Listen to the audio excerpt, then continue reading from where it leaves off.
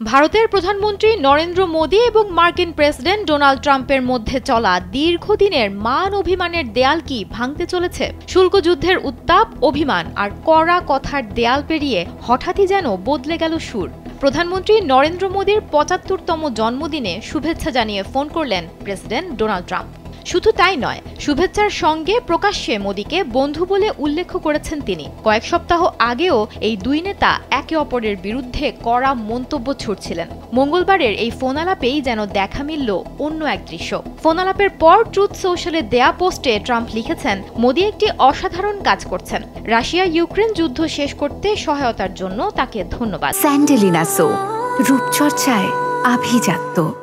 অন্যদিকে মোদিও সামাজিক যোগাযোগ মাধ্যম এক্সে ট্রাম্পকে ধন্যবাদ জানিয়ে লিখেছেন, ট্রাম্পের মতো তিনিও ভারত যুক্তরাষ্ট্র অংশীদারিত্বকে নতুন উচ্চতায় নিয়ে যেতে আগ্রহী। তিনিও ট্রাম্পকে বন্ধু সম্বোধন করে বলেন, ইউক্রেন যুদ্ধ বন্ধে ট্রাম্প প্রশাসনের পদক্ষেপে ভারতের পূর্ণ সমর্থন আছে। এই ফোন আলাপের আগে শুল্ক নিয়ে দুই দেশের ছিল তীব্র বিরোধ। ভারতের ওপর মোট ৫০% শুল্ক আরোপের পর ভারত ট্রাম্প প্রশাসনের এই সিদ্ধান্তকে বলেছিল অন্যায়, আর ট্রাম্প ভারতের অর্থনীতিকে আখ্যা দিয়েছিলেন মৃত।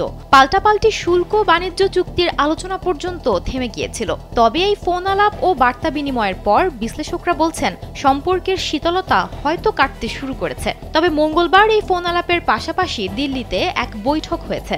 মার্কিন বাণিজ্য আলোচক ব্রেন্ডন লিঞ্চের নেতৃত্বে একটি দল ভারতের বাণিজ্য মন্ত্রণালয়ের কর্মকর্তাদের সঙ্গে বসেছে। দিল্লির পক্ষ থেকে যদিও জানানো হয়েছে এটি কোনো পূর্ণাঙ্গ বাণিজ্য আলোচনা নয়, বরং কেবলমাত্র আলাপ শুরু করার চেষ্টা।